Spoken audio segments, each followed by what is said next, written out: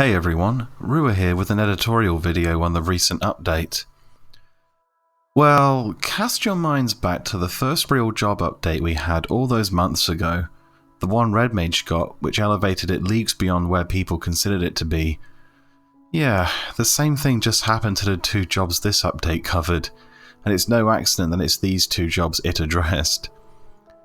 I've done job guides on both Dragoon and Monk, but in light of this, I might have to go back and make a few amendments to what I said.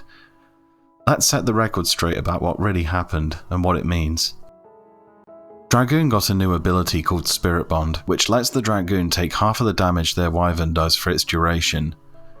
The damage split takes place after the wyvern's own damage reductions have taken place.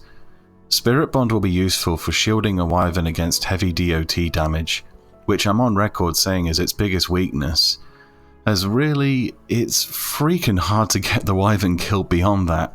Seriously, the wyvern has an innate 40% damage taken reduction, it gets up to 25% more from the Dragoon's collar, and the Brigantia's mantle puts its damage taken reduction at a massive 70%.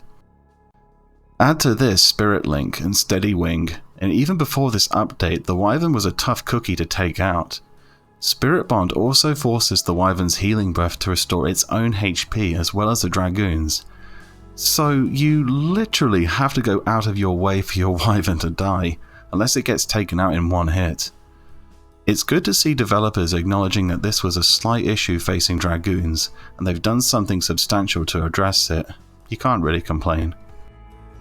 Anyway, that wasn't the main attraction of Dragoon's update. What was this. This one really came out of left field, and it's going to have some big implications. Dragoon got a completely new and unique job trait called Weapon Skill Damage Boost. This really needs some explaining. Weapon Skill Damage Boost is multiplicative with other forms of weapon skill damage, and it applies to all hits of a weapon skill. It does not force weapon skill damage equipment to work on all hits like the previous and epic bug once did, but rather it works like the REMA augment effects, which increase weapon skill damage, except it applies to all weapon skills rather than just one. Dragoon gets a 21% value of this trait as a base, but when their wyvern levels up, this figure rises to 31%. This is the revised formula for damage kindly researched and presented by other players on the BG Wiki and on the forums. This update means that Dragoon rises quite sharply in the ranks for groups looking for heavy damage output. It's become a lot more comparable and competitive, even better in certain situations. I can think of a few of these situations off the top of my head. Dragoons are very strong against dragons, obviously, and against anything with a piercing damage weakness. Dragoons are very sturdy and tough to kill. They get offensive and defensive buffs from their wyvern, and do not need to tank their own defense to push their attack power high. They also get 3 tiers of the physical damage limit trait. Dragoons also have unparalleled control over their enmity levels, and have 2 jumps they can use to floor it. Super Jump even reduces other party members' enmity if it's used under Spirit Surge. I know this is a tactic already used by some in Dynamis Wave 3. The second job was Monk. Like Dragoon, Monk also got 2 components to its update. The first was that it got a free 450 HP with a new and exclusive second tier of the max HP boost trait, meaning a monk can now get close to 4000 HP in a basic TP build with Mantra active. This was a very nice touch, since a massive HP pool was one of Monk's distinguishing features back in the day. A monk will now be even more likely to be the last one standing on the front line if things have gone south and the line must hold. The extra HP also gives slightly more leeway to work with counter stance, an ability I swear by despite its steep defense penalty. I've managed to build a set to negate its penalty while not losing TP gain and damage output. If you're interested, I'll link it below. Okay, onto the blockbuster feature. Remember when I said that hand-to-hand weapon skills were one fix away from Monk being truly competitive outside its niche? Well, it's finally happened. I just wanted Victory Smite and perhaps even Tornado Kick to transfer FTP across their hits. I never anticipated that the developers would make literally all of Monk's and Puppet Master's weapon skills do that.